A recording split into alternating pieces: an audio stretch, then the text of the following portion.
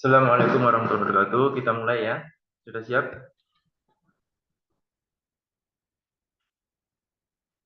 Oke, semuanya sudah siap? Sudah, Pak. Sudah, Pak. Siap, Pak. Oke. Jadi di sini pelajaran kita adalah konsep berpikir kritis dalam keperawatan. Ini sangat penting sekali dalam berpikir kritis karena apa? Karena semua orang itu ya harus berpikir kritis ya. Berpikir kritis ini merupakan pemikiran dari semua sudut pandang ya. Jadi kadang mata kita itu tertipu dengan sesuatu. Ada seseorang yang di dalam ruangan misal tiba-tiba berpelukan, kita membuka pintu melihat wah orang itu berpelukan berarti melakukan sesuatu hal yang tidak bagus, padahal di dalam ruangan tersebut karena jatuh akhirnya yang satunya apa menyelamatkan yang jatuh tersebut, akhirnya jatuh bersamaan terus berpelukan. Nah, begitu ada orang yang baru masuk, sudah berpikiran jelek, wah anak itu berbuat mesum dan lain sebagainya. Nah ini nantinya tidak diharapkan di situ ya sebagai perawat. Jadi harus berpikir jernih, apa yang kita lihat belum tentu sebenarnya. Nah itu maksudnya seperti itu. Jadi harus melakukan pemikiran dari berbagai sudut pandang, mengendalikan emosi. Ya, harus bisa mengendalikan emosi seketika, terus berpikir yang jernih dulu dari berbagai sudut pandang. Baru nanti ditarik kesimpulan. Nah, manfaat seperti inilah suatu manfaat yang bagus ya dalam keperawatan. Berpikir kritis atau critical thinking. Ya. Jadi pengertian, berpikir merupakan suatu proses yang berjalan secara berkesinambungan mencakup interaksi dari suatu rangkaian pikiran dan persepsi. Sedangkan kritikal berasal dari bahasa krika yang berarti bertanya, diskusi, memilih, menilai, membuat keputusan. Yang disebut dengan critical thinking ditujukan pada situasi, rencana, dan bahkan aturan-aturan yang terstandar dan mendahului dalam pembuatan keputusan. Jadi, sebelum kalian merencanakan sesuatu, sebaiknya kalian itu mencari data yang valid. Maksudnya seperti itu ya, dalam berpikir kritis itu. Mencari data-data yang valid, entah itu data yang bersifat aktif, kamu mencari sendiri, ataupun data yang bersifat pasif, data yang sudah ada. Ya. Nah, setelah kamu mendapatkan semua bukti data, barulah kamu merencanakan sesuatu. Itu yang harus dilakukan di dalam keperawatannya. Critical thinking, investigasi terhadap tujuan guna mengeksplorasi situasi, fenomena, pertanyaan, atau masalah untuk menuju pada hipotesa atau keputusan secara terintegrasi. Nah, hal ini juga sangat berguna bagi kalian ya dalam investigasi suatu penyakit atau masalah. Itu juga harus mengandalkan semua data-data yang sudah ada ya. Entah itu data dari hasil observasi yang kamu lihat, entah itu data dari hasil pemeriksaan dan lain sebagainya. Habis itu barulah dibuat suatu keputusan gitu ya, namanya hipotesa. Itu namanya keputusan sementara. Agar seperti juga diagnosa ya, diagnosa itu ya juga prediksi sementara gitu. Kenapa disebut sementara? Karena nanti bisa berubah lagi ketika ada data yang berpengaruh gitu ya.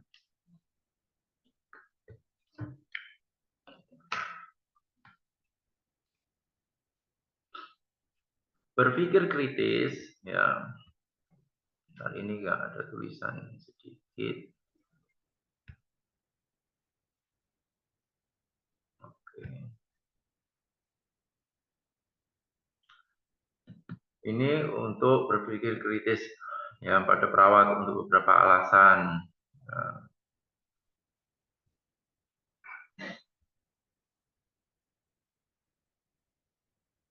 mengikuti pendidikan ke jenjang yang lebih tinggi, penerapan profesionalisme, pengetahuan teknis, dan keterampilan teknis dalam memberi asuhan keperawatan. Berpikir kritis merupakan jaminan yang terbaik bagi perawat dalam menuju keberhasilan dalam berbagai aktivitas.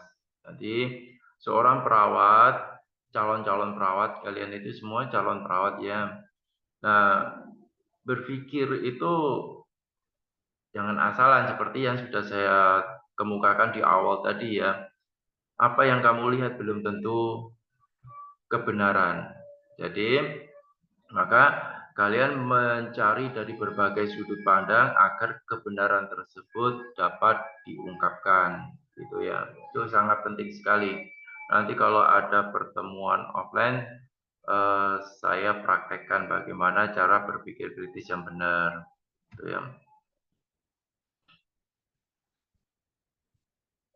Berpikir kritis dalam keperawatan ini harus sesuai dengan semua karakteristik, sikap, dan standar berpikir kritis. Analisis pertanyaan kritis, mengambil keputusan, dan kreativitas dalam berpikir kritis. Nah, ini ya. Jadi setiap individu itu mempunyai kreasi atau seni dalam berpikir, gitu ya.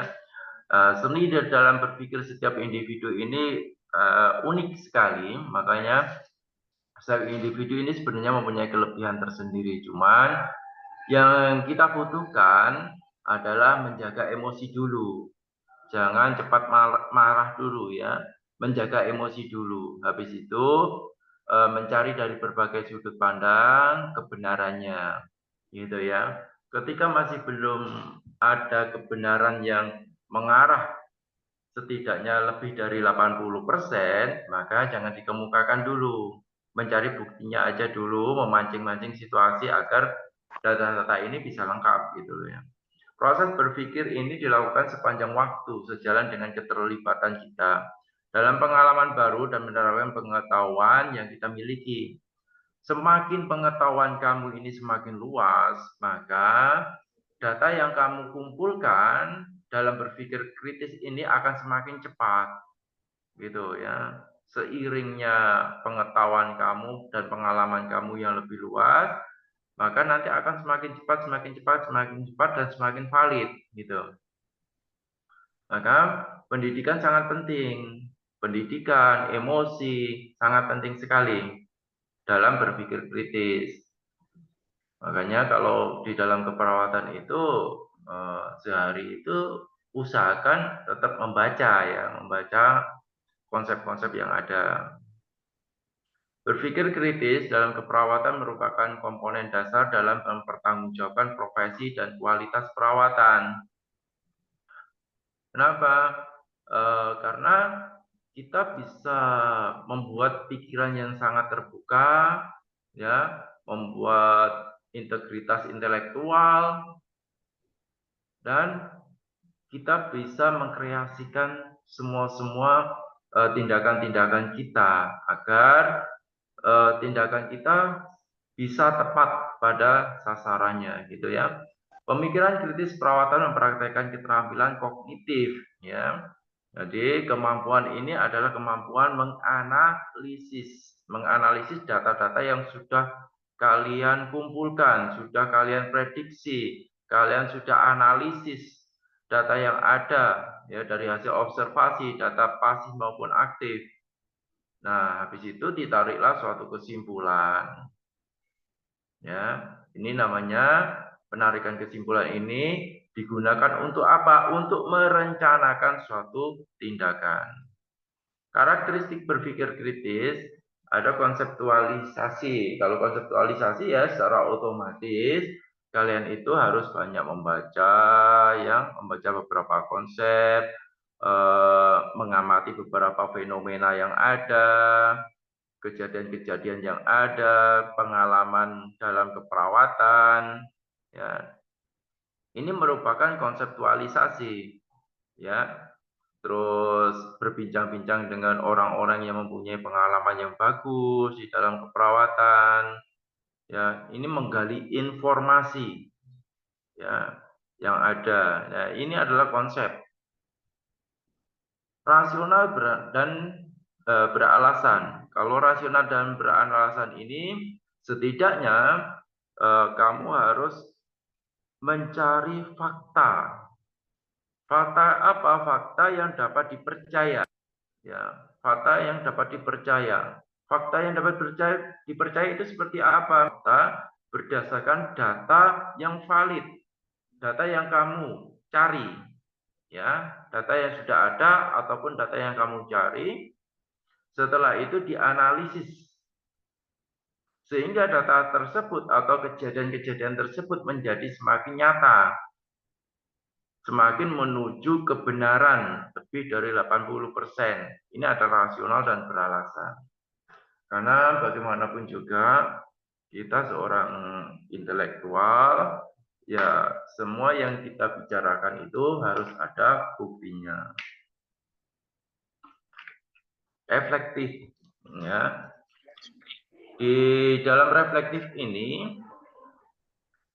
seseorang itu mulai melakukan sebuah pemikiran yang sangat kritis, ya, tapi tidak menggunakan asumsi atau persepsi. Kata orang, tindakan ini bagus, tetapi belum ada bukti. Orangnya siapa ditanyakan, juga nggak jelas. Nah ini nggak boleh ya. Kalau refleksi ini ada analisisnya harus sangat jelas sekali ya, kejadiannya, analisisnya, persepsinya, asumsinya. Itu benar-benar jelas. Tadi ketika Anda ngomong itu berdasarkan bukti yang ada. Jika ditanya, buktinya apa? Kamu sudah bisa menunjukkan buktinya ini. Kalau melakukan ini adalah ini. Gitu. Bagian dari suatu sikap. Nah, sikap ini mau tidak mau adalah harus melalui beberapa pengalaman seseorang ya. Pengalaman, kesabaran, ikhlas seseorang, perawat di dalam merawat seseorang. Maka ini sikapnya akan terbentuk. Ya. Sikap yang seperti apa yang diinginkan di dalam keperawatan profesional itu, ya perawat-perawat yang melakukan suatu kritisi di dalam masalah-masalah keperawatan. Jadi ketika ada masalah-masalah keperawatan, mereka itu ingin menyelesaikan masalah itu ya dengan mengumpulkan data-data yang ada, terus dengan musyawarah dengan teman sejawatnya. Nah, sedemikian rupa akhirnya itu akan menimbulkan suatu sikap yang bagus, sikap yang kritis. Sehingga perawat tersebut bisa membedakan mana yang baik dan mana yang buruk. Mana yang bisa gagal di dalam tindakannya, mana yang bisa lebih meningkatkan keberhasilan di dalam tindakannya. Itu adalah sikap. Ya. Kemandirian berpikir, nomor 5. Nah, di dalam kemandirian berpikir ini membutuhkan suatu analisis dari semua isu yang ada. Jadi kamu mengambil misalkan musyawarah, ada temennya si A usul, ditampung aja dulu, si B ditampung aja dulu. Habis itu dianalisis. Pertanyaan mana yang sekiranya dapat dimanfaatkan dengan bagus. Terus kita analisis setelah pertanyaan mereka atau evaluasi dari mereka, usulan mereka sudah kita analisis. Habis itu kita analisis lagi dengan beberapa konsep yang ada, beberapa fenomena yang ada. Nah, itulah kemandirian berpikir. Semakin pengalaman kamu dalam berpikir dan kamu juga sering membaca, menerapkan ilmu pengetahuan, semakin lama akan berkembang. Tetapi kalau jadi perawat hanya menerima, udahlah nanti apa yang dikatakan dia akan aku turutin. Nah, kalau perawat seperti itu ya nggak bisa ya mempunyai kemandirian berpikir. Jadi harus kreatif di dalam berpikir. Nomor 6, berpikir adil dan terbuka. Mencoba untuk berubah dalam pemikiran yang salah dan kurang menguntungkan menjadi benar dan lebih baik. Nah, perawat itu harus berani menerima kritik dari orang lain. Nah, kritik ini manfaatkan agar kritik ini menjadi kritikal yang membangun diri Anda. Jangan marah kalau dikritik ya. Tapi jadikan kritik itu membangun diri. Gitu ya.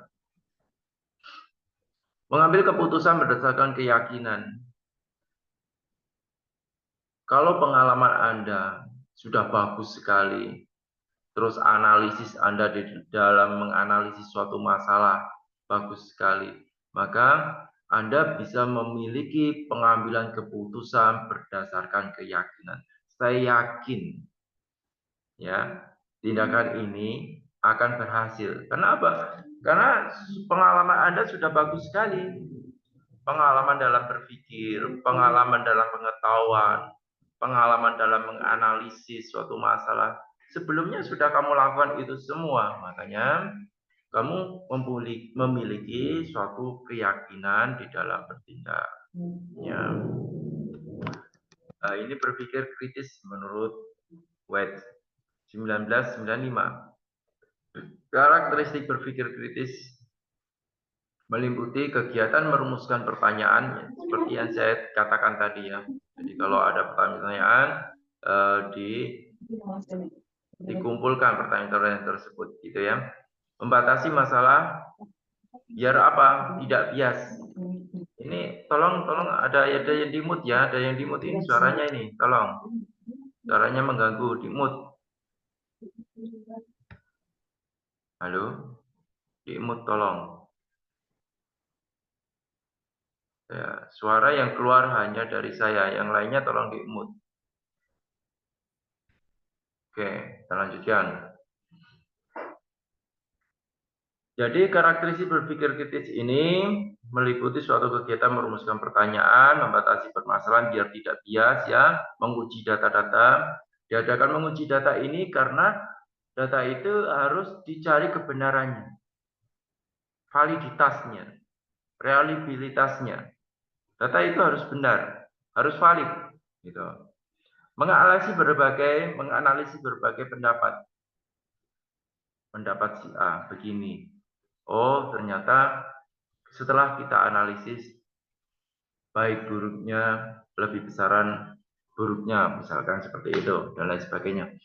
Menghindari pertimbangan yang sangat emosional, ya, harus berkepala dingin ya, karena ketika menghadapi hal seperti ini terkadang kita juga nggak sabar ya, ingin meluap emosinya kalau ada orang yang eh, ngomong, tetapi ngomongnya itu bulat aja, nggak menemukan jeruntungnya. Terkadang emosi kita juga meluap-meluap ya mendengarnya, membosankan dan meluap, membuat kita emosi melulu orang ini kalau ngomong.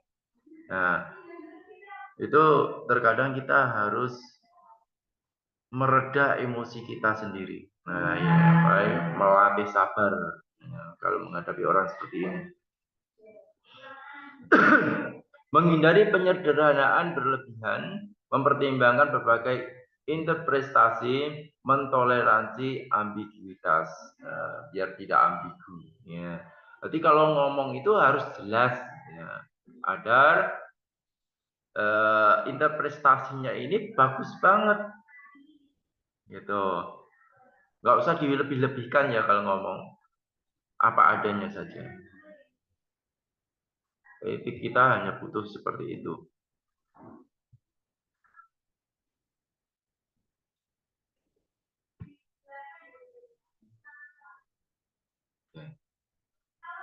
Model berpikir kritis.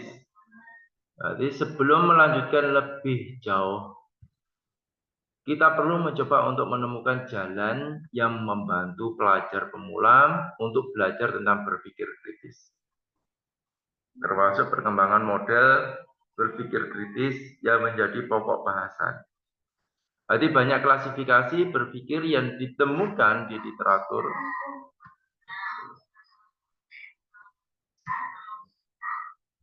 Itu ya. Ada klasifikasi berpikir dikenal sebagai the 6RS. Ini. Jadi gini ya, model berpikir kritis ini seperti ini ya. Kita itu mencari pokok bahasan dulu, agar tidak bias. Jangan semua bahasan dulu, satu titik dulu. Bahasanya apa dulu? Kita temukan. Ya. Misalkan pokok bahasanya adalah dysmenorrhea. Ya. Seorang yang menstruasi itu biasanya kan mengalami dysmenorrhea atau nyeri perut ya. Pokok bahasan dysmenorrhea.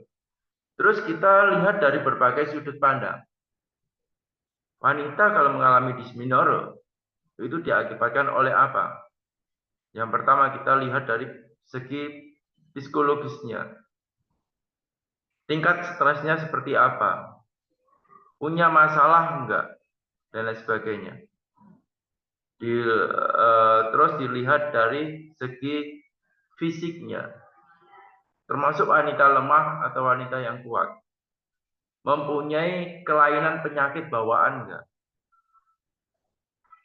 Dan lain sebagainya.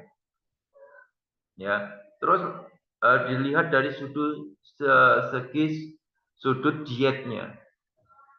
Makan makanannya apa? Setelah makan apa aja dan lain sebagainya. Nah ini model berpikir kritis. Setelah semua jalur itu kita tembus, yang tadi saya sebutkan di atas, ya. Setelah itu kita kumpulkan jalur tersebut sekiranya yang mempengaruhi dysmenorrhea anak ini apa dari beberapa jalur tersebut yang sekiranya menunjukkan itu data yang lebih baik untuk menyimpulkan anak tersebut mengalami dysmenorrhea. Nah, gitu ya. Itu adalah the 6RS. Nih, yang disebut dengan the 6RS. Mengingat, mengulang, memberi alasan, reorganisasi, berhubungan, reflecting. Mengingat dietnya yang dimakan tadi apa aja itu diingat. Mengulang ya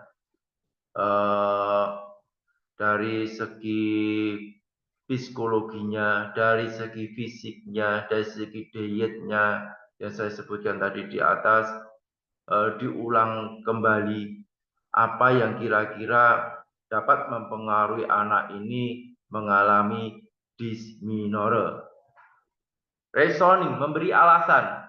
Alasannya kalau dietnya, ternyata dietnya banyak mengandung makanan-makanan asam yang dimana ini dapat mempengaruhi perut. Jadi ini entah ini asam lambungnya meningkat atau dysmenorrhea yang berpengaruh karena asam lambung meningkat juga akan berpengaruh kepada nyeri perutnya dan lain sebagainya. Nah, ini adalah alasan-alasannya. Reorganizing, ya, diorganisasi. Kalau dari segi diet yang disimpulkan adalah ini, dari segi psikologi adalah ini, dari segi fisiknya adalah ini. Nah, ini adalah diorganisasi semuanya dan dihubung-hubungkan mana yang lebih berpengaruh. Itu reflektif, memantulkan atau merenungkan. Setelah itu kita renungkan, kita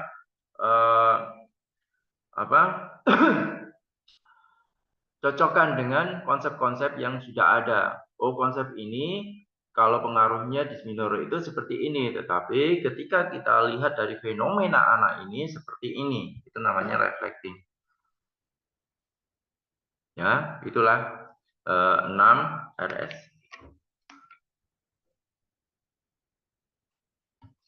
5 model berpikir kritis. Think. 5 model ini think. Think itu artinya juga berpikir ya. Jadi ada total recall, habits, inquiry, new ideas, and creativity, knowing how you think. Ya, mengetahui bagaimana kamu berpikir. Jadi kalau seperti ini, 5 model ini sangat penting sekali ya. Agar apa? Agar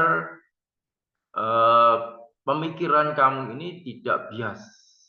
Karena ada total recall, habits, inquiry, new ideas, and creativity. Jadi kamu bisa berkreativitas di dalam berpikir, ya. Terus menyimpulkan beberapa masalah-masalah yang ada, menganalisisnya, ya, mengeksplor masalah yang ada tersebut, terus menyimpulkannya, tuh ya. Nih, mengingat fakta atau mengingat di mana dan bagaimana untuk mendapatkan fakta. Ini sangat penting. Kenapa?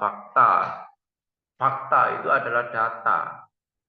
Ya, data yang sudah saya katakan dari awal, ada data pasif, ada data aktif, ada data dari pengalaman, ada data dari observasi, dan ada data dari sumber pengamatan atau fenomena-fenomena yang terjadi. Jadi semuanya ini dikumpulkan. Ya. Kalau dari pasien ada data subjektif, ada data objektif, ada data penunjang. Kalau data subjektif dari pasien, kalau nggak paham sambil menulis loh ya. Oke?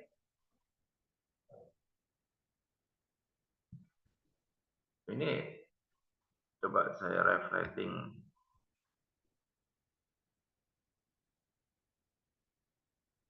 Alia,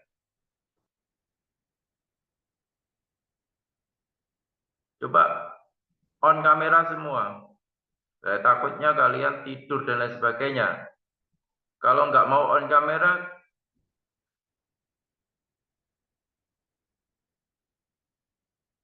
ini semester berapa sih? Semester 1. Semester 1.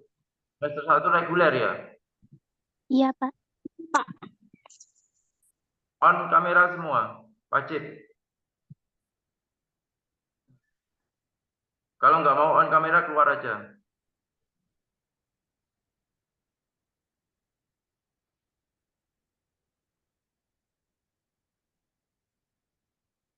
Nanti takutnya ketiduran itu. Alia, kalau nggak mau on kamera, keluar.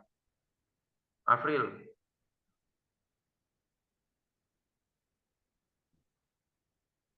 Dan yang lainnya.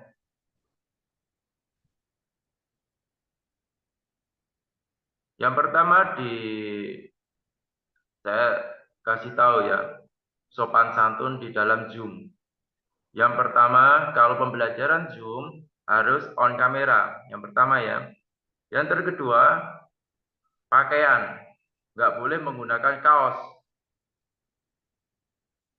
Ya, harus kemeja walaupun ini Zoom. Harus pakai kemeja. Ya.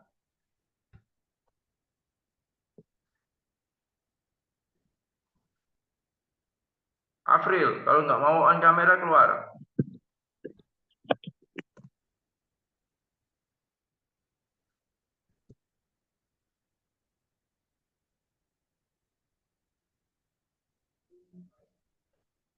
Nanti saya takutnya saya ngomong melulu, terus kalian ketiduran. Percuma saya ngomong.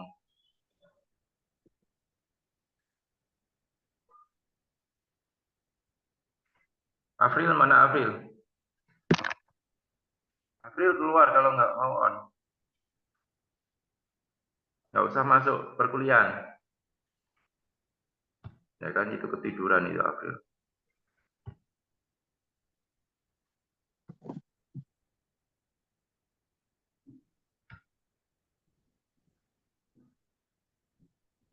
Nanti ini etika ya. Etika di dalam Zoom. Untuk anak kuliah, ini semester 1 ya, baru pertama kali kuliah ya. Jadi perkuliahan ini sebenarnya adalah di mana kalian ini dituntut untuk kedewasaan. Ya, kedewasaan. Jadi kita bukan anak-anak lagi ya. Jadi ini adalah jadikan keperluan kamu. Karena mahasiswa itu harus aktif mencari ilmunya sendiri. Saya hanya fasilitator, bukan pengajar.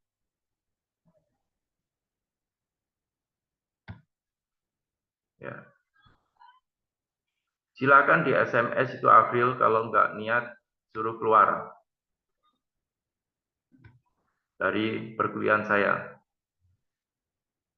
Nanti saya laporkan ke prodinya. Yang kenal April Fadilah, tolong dihubungi dia. Kalau nggak niat, nggak mau nyalakan Zoom-nya, nyalakan videonya, keluar aja. Atau videonya nyala tapi wajahnya nggak kelihatan, keluar aja. Alia itu, nggak kelihatan wajahnya.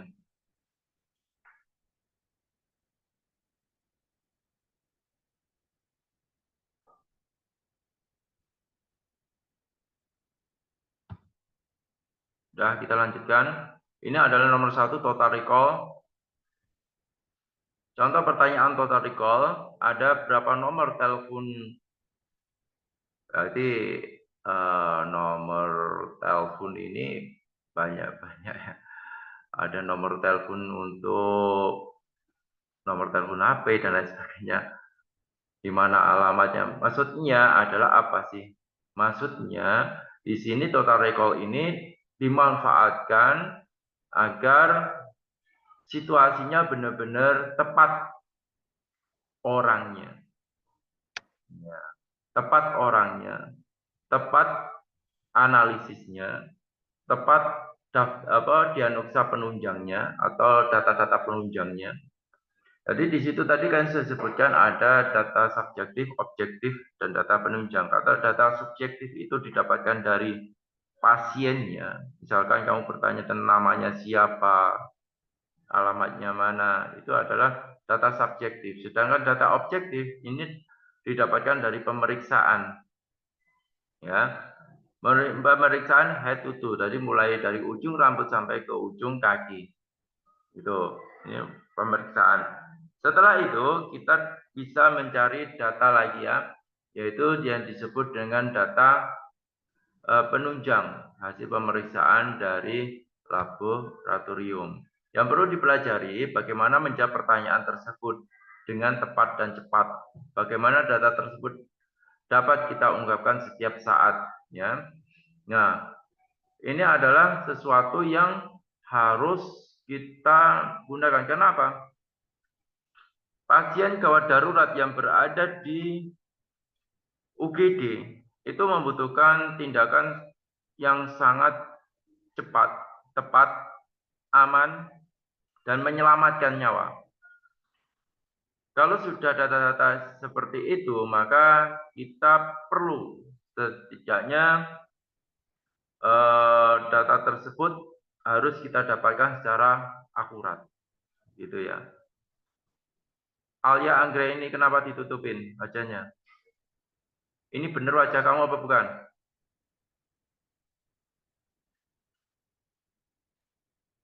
Ini wajah temanmu ya? Saudaramu? Bukan. Wajah siapa ini? Alia, bukan wajahmu sendiri kan? Asli, Pak. Kalau asli kenapa ditutupin? Saya agak tegas ya kalau dalam pembelajaran. Ini Afril Fadila sudah saya anggap tidak masuk. Nggak mau on kamera. ya, karena Anda adalah semester pertama di mana harus diajarin etika yang bagus agar kedepannya kamu menjadi perawat yang profesional. Karena yang kamu rawat adalah nyawa. Jadilah perawat yang bagus untuk harapan masa depan. Jangan permainkan nyawa seseorang, itu penting ya. Ya, kita lanjutkan habit atau kebiasaan.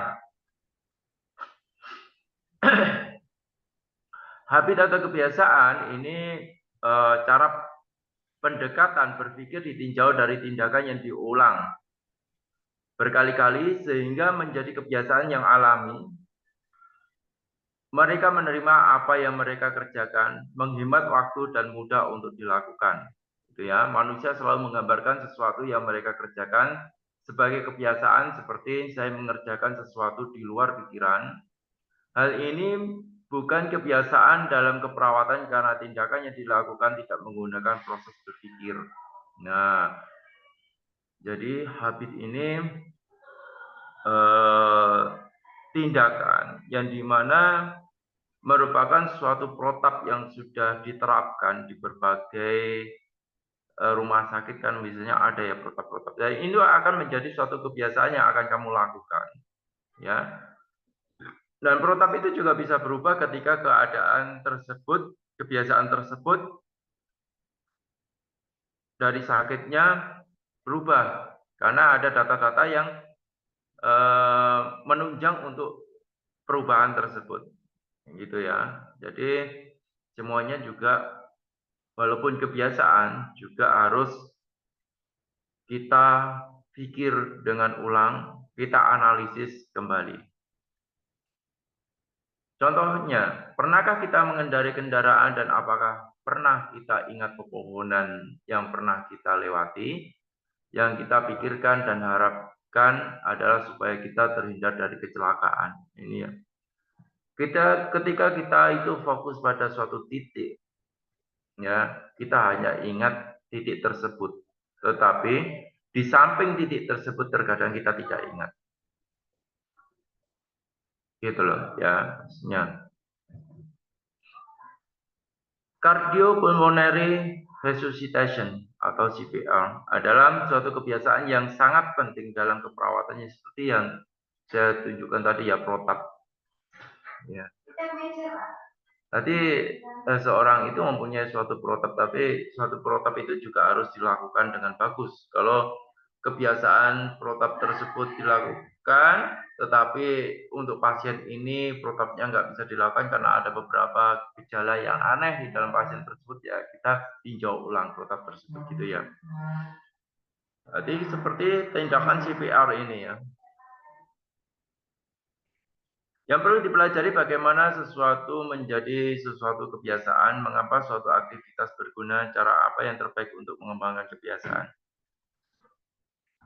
Kebiasaan ini dilakukan ketika kita menghadapi suatu masalah ya, di mana masalah itu emang harus tindakannya sama. Seperti juga masalah gawat darurat ya, tindakannya sama. Tindakannya apa? Airway breathing circulation ya. Membebaskan jalan nafas, membantu pernafasan, ya, mengobservasi sirkulasinya, atau bisa kita juga melakukan CAB ya, circulation airway breathing ya. Jadi kita melakukan pertolongan pada sirkulasinya, airway-nya, baru breathing-nya dulu ya. ABC atau CAB ini dilakukan di rumah sakit gawat darurat biasanya ya, tindakan-tindakan gawat darurat. Yang benar apa? ABC atau CAB dulu? Nah, situasi seperti ini harus disesuaikan dengan kondisi pasien. Gitu ya, yang terpenting. Ini merupakan tindakan yang sudah membudidaya di dalam ruang gawat darurat. Nah, ini jadilah suatu kebiasaan. Inquiry atau penyelidikan menanyakan keterangan. Kita harus menyelidiki orang yang jatuh, orang yang kecelakaan. Tapi penyelidikan ini dilakukan secara cepat ya. Nah, jatuhnya seperti apa? Posisinya seperti apa? Nah, ini harus benar-benar dilakukan dengan sangat cepat agar apa? Agar penyelidikan ini bisa tepat dan kita tidak mempunyai keraguan-raguan lagi, gitu ya.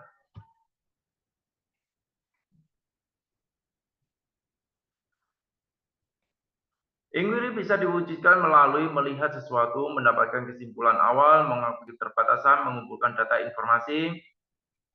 Kalau orang kecelakaan, data informasinya itu tidak hanya keluarganya saja ya.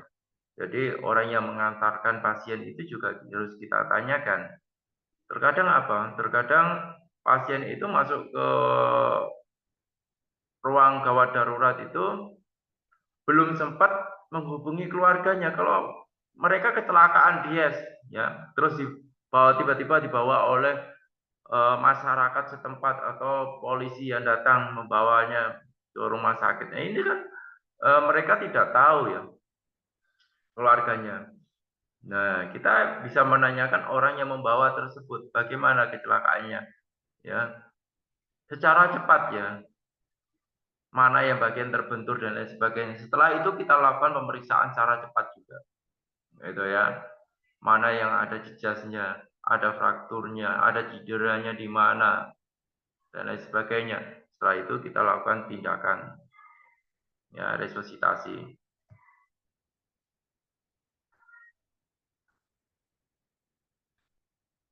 Dari kasus tersebut bisa kita dapatkan kesimpulan sementara, ya, sedikitnya 4 kesimpulan, yaitu dari kasus tersebut bisa kita dapatkan kesimpulan sementara, yaitu pertama, klien baik-baik saja. Klien baik-baik saja tetapi tidak bisa tidur siang. Ya. Klien tidak dalam keadaan baik tetapi tidak ingin berbicara. Klien dalam keadaan tidak baik tetapi tidak tahu bagaimana untuk meminta bantuan. Nah, dulu saya juga pernah waktu kerja di rumah sakit ya, ada seseorang yang semuanya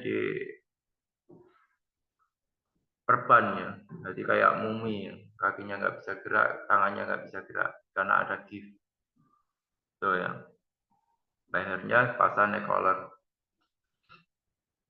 Akhirnya dia tiba-tiba menangis. Saya terkejut kenapa orang ini menangis. Bicaranya nggak bisa berbicara, saya tanyain. Maaf Pak, kenapa Bapak menangis? Oh, akhirnya saya mempunyai inisiatif untuk membuat tampilan abjad ya, A B C D E F G sampai Z. Setelah itu saya ngomong, begitu saya menunjuk abjad tersebut kalau benar dalam penulisan perkataannya Bapak inginkan, maka Bapak bisa menggerakkan sedikit jarinya. Kalau salah, Bapak bisa menggerakkan ibu jarinya. Saya bilang gitu. Sampai saya menemukan ternyata apa? Ternyata kakinya gatal, nggak bisa menggaruknya. Jadi sampai menangis karena gara-gara kakinya gatal. Nah, hal ini sangat sepele sekali, tapi kalau Enang itu gatal sekali kan juga menderita ya, kasihan. New ideas atau creativity. Jadi di sini eh, seperti Engwiri tadi ya, tetapi ini kita berpikir di dalam kreativitas kita bagaimana menyelesaikan masalah ini setelah kita mendapatkan data-data yang ada. Kalau dulu masalah ini dilakukan seperti ini, tetapi hal ini kurang menguntungkan kalau seperti ini, karena ada hal yang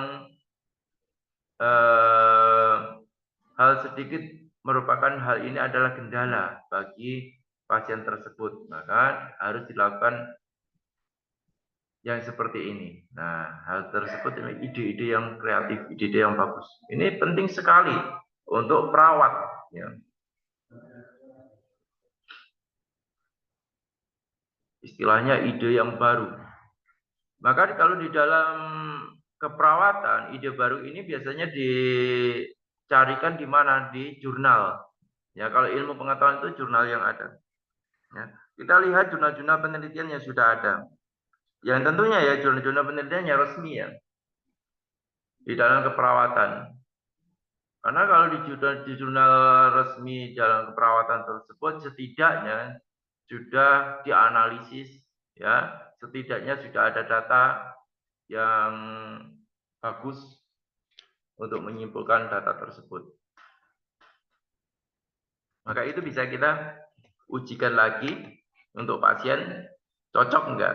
Kalau cocok bisa kita gunakan. Bisa kita jadikan protap juga. Gitu ya. Ketika dalam komunikasi kita berpikir, kebanyakan orang berpikir bahwa berbicara kepada orang lain merupakan cara standar untuk membesarkan hati melalui komunikasi. Gitu. Dari sini ada pertanyaan, silakan.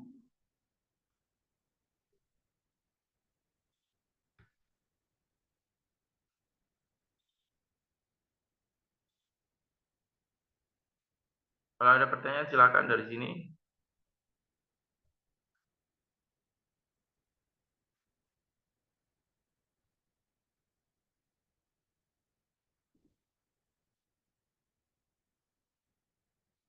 Kalau nggak ada pertanyaan, nanti saya yang bertanya.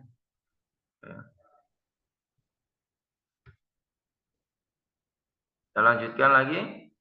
Yang perlu dipelajari bagaimana perasaan Anda jika mempunyai ide baru atau kreativitas baru. Ya, berapa lama dalam sehari Anda berkreativitas? Berapa lama dalam seminggu? Apa yang membuat berbahaya dari bertindak kreatif? Nah, beberapa pertanyaan ini harus disimpulkan, harus dijawab di otaknya masing-masing perawat. Karena di samping menjawab pertanyaan ini, Anda harus mempertimbangkan beberapa data yang sudah ada, hasil observasi yang sudah ada, pengalaman fenomena, penggalian informasi, ya, harus sudah disiapkan semuanya. Barulah pertanyaan ini bisa Anda jawab dengan kepala Anda. Gitu ya. Knowing how do you think. Jadi mengetahui apa yang kamu pikirkan. Nah, setelah kamu membuat kesimpulan dan menganalisis semua data yang sudah ada dari hasil observasi maupun pengalaman atau data-data lainnya, data subjektif, data objektif, data penunjang, dan sebagainya juga. Setelah itu,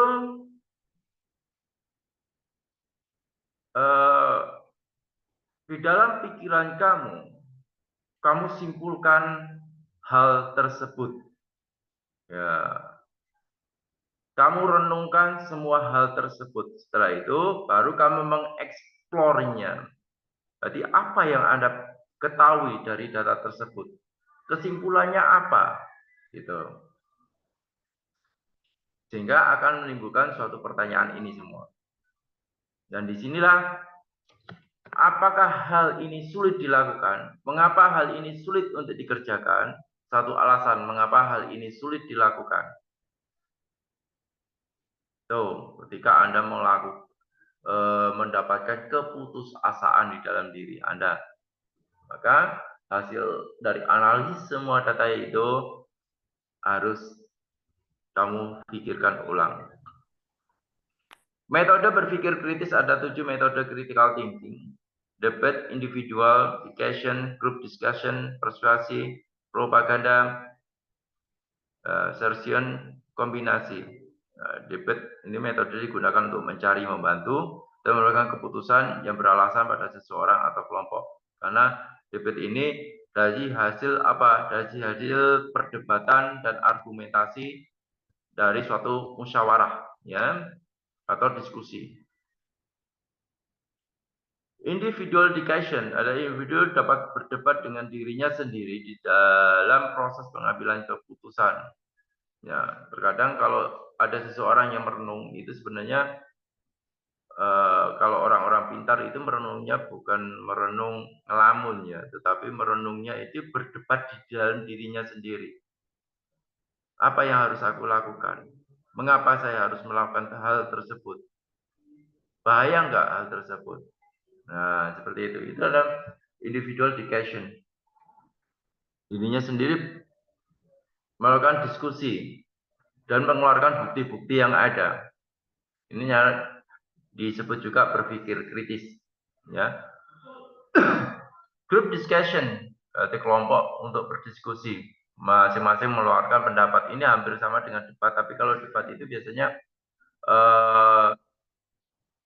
tidak mencari suatu persamaan, tetapi mengeluarkan suatu bukti untuk pendapatnya. Itu namanya debat ya. Jadi kalau kita mengeluarkan pendapat, kita mengeluarkan bukti yang ada konkret. Gitu. Tapi kalau grup discussion ini mencari tujuan bersama di dalam musyawarah, di dalam diskusinya, agar tujuan tersebut dapat dimanfaatkan di dalam grup tersebut, gitu ya. Itu namanya group discussion. Persuasi, komunikasi yang berhubungan dengan mempengaruhi perbuatan, ya. Jadi di sini harus ada keyakinan, harus ada sikap, harus ada nilai, harus ada argumen dan lain sebagainya. Sehingga ini dapat dimanfaatkan untuk membentuk suatu persepsi dari masalah yang ada. Itu ya. Propaganda, komunikasi dengan menggunakan berbagai media yang sengaja dipersiapkan dan mempengaruhi masa pendengarnya. Media, misalkan YouTube, Instagram, dan lain sebagainya. Kita cari sumber-sumber yang benar-benar valid. Setelah itu kita menyimpulkan dari berbagai sumber yang ada. Cruciation, mengancam atau menggunakan kekuatan dalam berkomunikasi untuk memaksa suatu kehendak. Cruciation ini emang kelihatan sangat kejam ya. Tetapi terkadang hal tersebut digunakan untuk suatu tindakan yang emang benar-benar gawat, harus dilakukan hal yang tersebut. Karena sesuatu yang mendesak, sesuatu yang gawat, ini kita nggak sempat melakukan suatu diskusi terkadang. Pimpinan harus mengambil alah, istilahnya mengambil haknya untuk otonomi. Itu ya. Kombinasi beberapa metode dari semua metode dikombinasi. Elemen berpikir kritis ada berbagai macam. Yang pertama menentukan tujuan, menyusun, menunjukkan bukti, menganalisis konsep, asumsi. Ini yang sudah kita bahas tadi. Aspek-aspek berpikir kritis ada relevance, berarti relevance, keterkaitan. Nah, pertanyaannya ini saling berkaitan. Jawabannya juga saling berkaitan. Importance, penting, pokok-pokok pemikiran. Novelty, ide, ya, ide atau informasi yang akan menunjukkan suatu sikap menerima ke orang lain, ya. Outset material atau pengalaman sendiri. Pengalaman itu macam-macam ya, termasuk di dalam perkuliahan ini akan menjadi suatu pengalaman pembelajaran buat kamu, ya. Terus membaca buku juga pengalaman, praktek di rumah sakit juga pengalaman. Itu yang terpenting kalau di dalam keperawatan itu kita harus menghargai hidup orang, menghargai sikap orang. Ya, kalau kita lagi ngomong-ngomongan sama orang, jangan bermain HP sendiri. Ini tidak menghargai orang. Ya, kamu melakukan pengkajian kepada pasien, tapi kamu sambil bawa HP, ini juga tidak menghargai orang. Kalau kamu sudah nggak bisa menghargai orang, bagaimana orang akan menghargai kamu? Ya, itu yang perlu diamati. Karena apa? Orang ketimuran itu menjaga sikap, menjaga moralitasnya, menjaga nilainya. Itu yang terpenting. Ya, semua itu adalah etika. Orang pinter banget tapi nggak punya etika juga percuma. Gitu ya. Perawatnya bagus, pembelajaran perawat bagus, tetapi menghadapi pasien aja nggak punya etika, juga percuma. Gitu ya. Karena apa? Kesembuhan pasien itu karena melihat perawat dan dokternya yang mengasihkan, maka kesembuhannya akan cepat sembuh. Ya. Ambiguitas clarifit. Ini mengklarifikasi sesuatu yang ambigu, yang tidak jelas. Linking ideals ini seperti juga menghubungkan ya ide-ide yang menghubungkan fakta-fakta yang sudah ada. Fakta-fakta ini dihubungkan di sini ke sini ke karena faktanya itu kan kamu kumpulkan tadi. Justification menjustis ya menjustis atau kamu juga bisa menyimpulkan, mengambil kesimpulan dari mana dari bukti-bukti fakta yang sudah ada. Fungsi berpikir kritis dalam keperawatan ini bisa yang pertama, ini masih ngajar. Oh ngaten. Penggunaan proses berpikir kritis dalam aktivitas keperawatan sehari-hari membedakan sejumlah penggunaan dan isu-isu dalam keperawatan, mengidentifikasi dan merumuskan masalah keperawatan, menganalisis pengertian berhubungan masing-masing, menganalisa argumen, asumsi. Jadi ini sangat bermanfaat sekali untuk melakukan uji di dalam pemikiran seseorang agar asumsi yang kita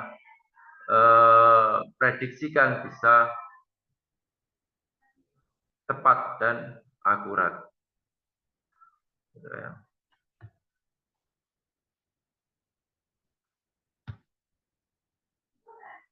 Ada melaporkan data, membuat, mengecek, merumuskan, menjelaskan, memberikan alasan, menjelaskan nilai keputusan, mencari alasan kriteria, prinsip, dan nilai keputusan, mengevaluasi penampilan kinerja perawat, dan kesimpulan asuhan keperawatan. Ya. Pemecahan masalah dalam berpikir kritis. Karena masalah itu selalu ada. Ya. Apa yang ada dan apa yang seharusnya ada. Pemecahan masalah dan mengambil keputusan yang efektif diprediksi bahwa individu harus memiliki kemampuan berpikir kritis. Ini sangat penting. Kemampuan di dalam berpikir kritis. Kalau Anda semakin sering berpikir kritis, maka kemampuan yang ada untuk menyelesaikan suatu masalah akan lebih efektif kembali.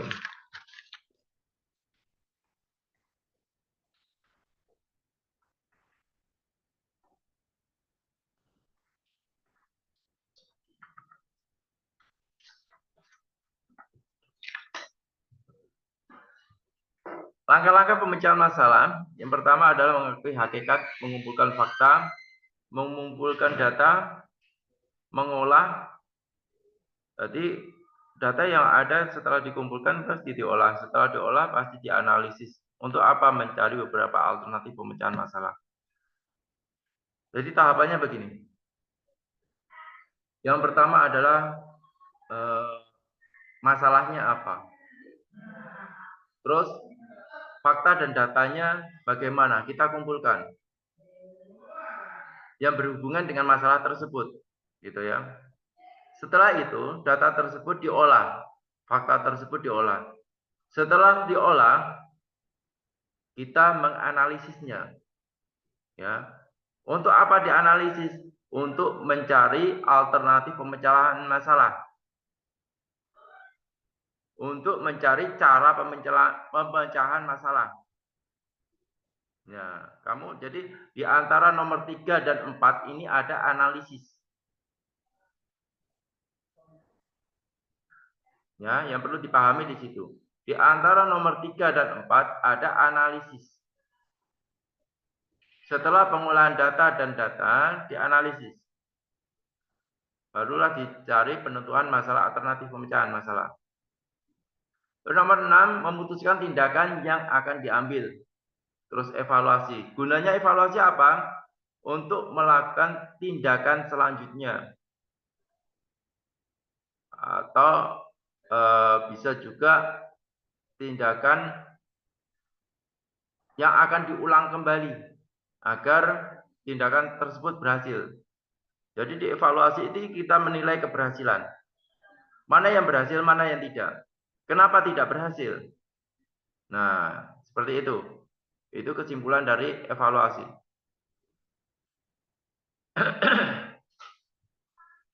Biasanya kalau tindakan-tindakan surveillance itu sangat penting sekali ya evaluasi. Karakter berpikir kritis. Ini ada karakter berpikir kritis.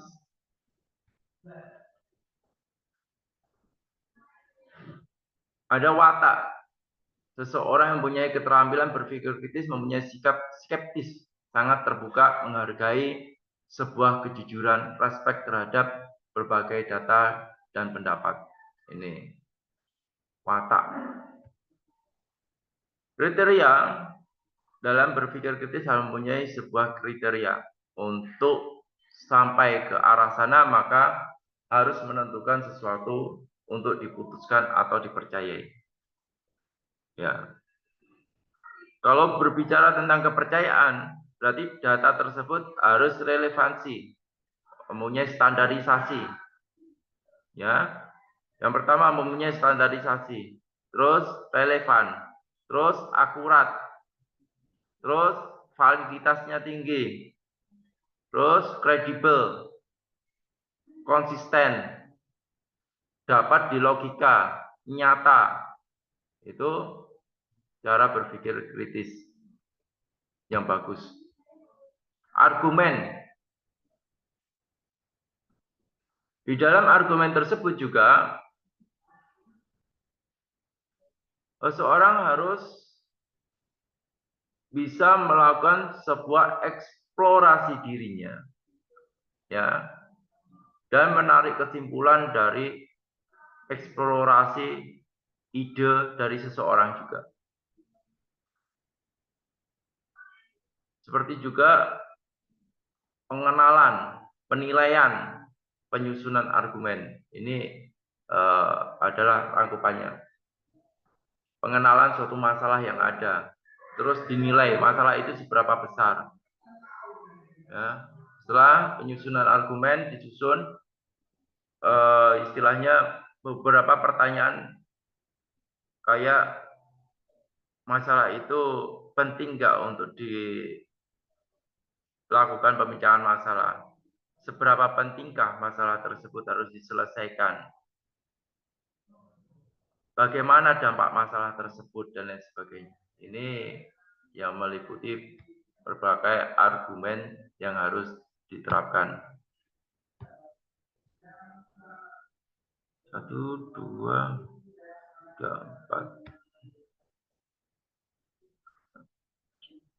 4. Mahasiswanya cuma 7 ya. Tadi 10, 9, sekarang 7.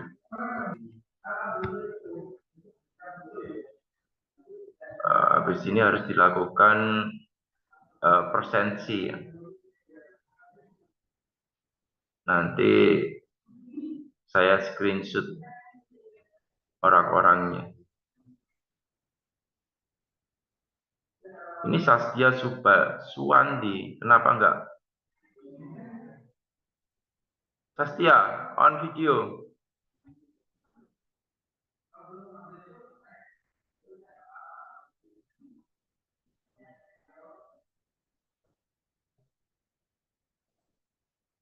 Ini Afri baru on. Tadi kemana aja kamu, Afri?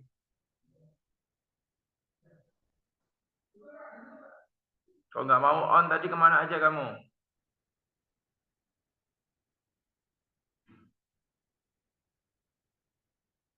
Ini ya, etika para mahasiswa baru seperti ini. Kak, ya aneh ya, etikanya aneh.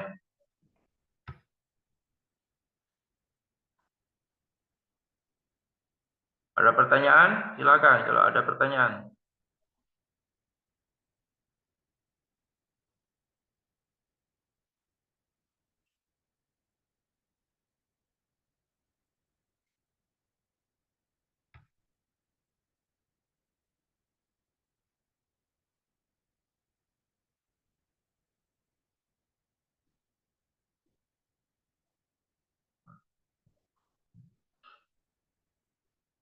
Kok kayak anak kecil ya, padahal mahasiswa itu seharusnya dewasa ya, kayak anak kecil. Harus diomongin dulu baru berubah. Itu kayak anak kecil ya. Tolong yang dewasa gitu. Kamu bukan anak-anak lagi.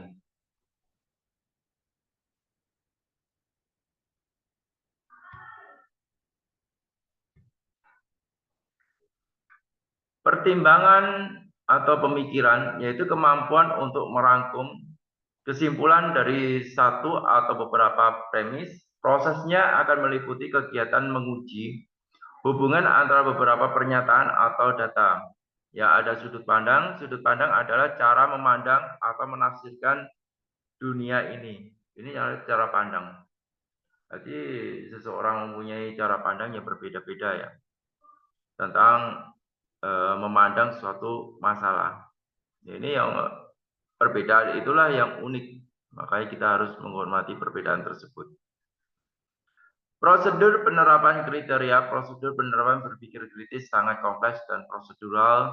Prosedur tersebut akan meliputi perumusan masalah, menentukan keputusan yang akan diambil. Ini adalah ketika kamu mendapatkan suatu masalah, maka kamu harus mengumpulkan berbagai data-data yang mendukungnya. Ya. Ini sangat penting sekali untuk nantinya digunakan untuk mengambil keputusan. Ini langkah-langkahnya. Sudah habis. Ada pertanyaan silakan.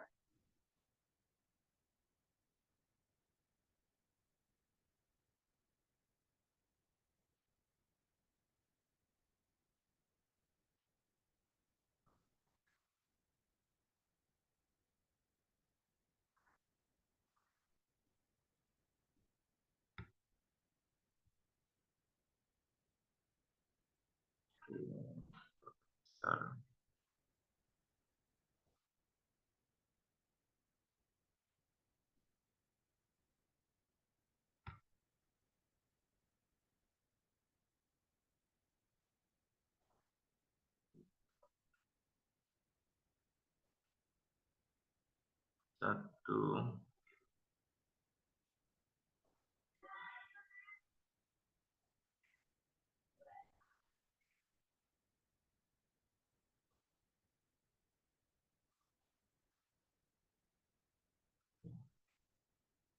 Ada Reni. Hairunisa, Afri tadi yang pertama nggak mau on, sekarang on tapi wajahnya dihilangkan. Afri, ini kayaknya orangnya nggak niat nih. Kamu sebenarnya niat nggak sih Afri belajar? Kok kayak anak-anak sih? Ini bukan SMA lagi Afri. Kamu kuliah, serius. Yang kamu rawat adalah nyawa.